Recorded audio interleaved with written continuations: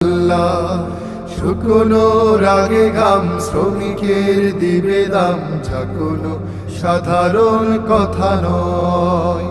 শুকনো রাগে ঘাম শ্রমিকের দিবে দাম, যা কোনো সাধারণ কথা নয়। বলেছেন প্রিয় নবী, তিনি তো প্রিয় রাসূল আল্লাহ। শ্রমিকের বন্ধু স্বয়ং আল্লাহ, শ্রমিকের বন্ধু স্বয়ং আল্লাহ, শ্রমিকের বন্ধু স্বয়ং আল্লাহ, শ্রমিকের বন্ধু স্বয়ং আল্লাহ, শ্রমিকের বন্ধু স্বয়ং আল্লাহ, শ্রমিকের বন্ধু স্বয়ং আল্লাহ।